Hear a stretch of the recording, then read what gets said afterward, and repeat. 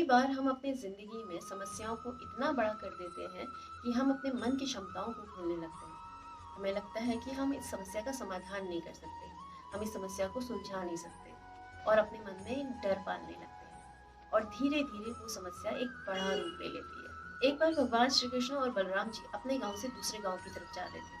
चलते-चलते रात होने लगी थी, वो एक वन के पास पहुँचे थे।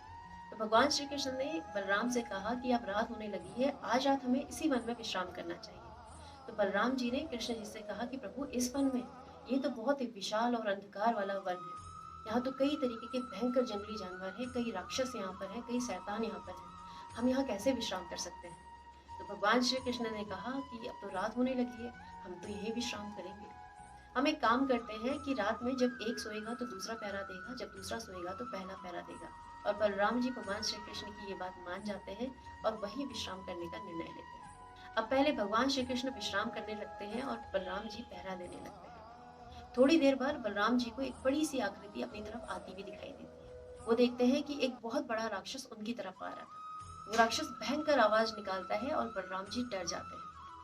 उनको डरता हुआ देखकर उस राक्षस का शरीर और बड़ा होने लगता है। वो और भयंकर आवाजें निकालने लगता है और बलराम जी फिर से डरने लग जाते हैं और उनका शरीर छोटा होने लगता है। वो राक्षस फिर से बहुत भयंकर आवाज निकालता है और बलराम जी डर के मारे बेहोश हो जाते हैं। थोड़ी देर बाद भगवान श्री कृष्ण को लगता है कि बलराम जी सो गए हैं, अब उनकी बारी है पहरा देने की। तो भगवान श्री कृष्ण पहरा देने लगते हैं। थोड़ी देर बाद फिर से वो राक्षस वापस आता है। अब वो भगवान श्री कृष्ण को डराने की कोशिश करता है। वो भयंकर आवाजें निकालने लगता है। तो भगवान श्री कृष्ण भी उसी आवाज में उससे पूछते हैं कि कौन हो तुम, क्या चाहिए तुम्हें? भगवान श्री कृष्ण की आवाज सुनकर वो राक्षस अब डर जाता है। वो फिर से भयंकर आवाजें निकालने लगता है। तो भगवान श्री कृष्ण भी उसी आवाज में उससे बोलने लगते हैं। अब उस राक्षस का शरीर छोटा होने लगता है और भगवान श्री कृष्ण का शरीर बड़ा होने लगता है।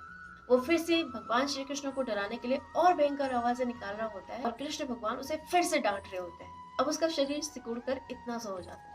अगले दिन भगवान श्री कृष्ण और बलराम जी आगे के प्रस्थान के लिए निकलते हैं। तो बलराम जी भगवान श्री कृष्ण को बताते हैं कि कल जब मैं पहरा दे रहा था तो एक भयंकर राक्षस आया था। तो भगवान श्री कृष्ण अपने कपड़ों में हाथ डालते हैं और बलराम से कहते हैं, कहीं वो ये तो नहीं था? तो बलराम जी भगवान श्री कृष्ण से कहते हैं कि ये कैसे हो गया? कल तो ये बहुत ही विशाल और बहुत ही भयंकर राक्षस था, आज तो ये इतना छोटा सा हो गया। तो भगवान श्री कृष्ण बलराम जी से कुछ नहीं कहते, वो सिर्फ मुस्कुराते हैं। इसी तरीके से हमारे जीवन में भी जब भी समस्या आती है, हम उसका मुकाबला करने के बजाय उससे डरने लगते हैं, उससे भागने लगते हैं और धीरे धीरे वो समस्या और बड़ा रूप लेने लगती है। कई बार हम, आप, हमारे बच्चे अपने मन में छोटी सी समस्या को इतना बड़ा बना लेते हैं कि उनको लगने लगता है कि वो समस्या का समाधान ही नहीं कर सकते, वो समस्या को सुलझा ही नहीं सकते और उस समस्या से डरने लगते हैं और ना ही वो अपनी समस्याओं को दूसरों के आगे रखते हैं और धीरे धीरे वो टेंशन, एंग्जाइटी और डिप्रेशन जैसी बीमारियों का शिकार होने लगते हैं। तो इसीलिए अगर ज़िंदगी में कभी कोई समस्या आती है तो उसका समाधान करने की कोशिश कीजिए, क्योंकि अगर समाधान है तो वो समस्या वहीं पर खत्म हो जाती है। अगर डर गए तो वो समस्या और बड़ा रूप ले लेगी। भगवान श्री कृष्ण कहते हैं कि अगर हानि हुई है तो लाभ भी होगा और अगर समस्या है तो समाधान भी होगा।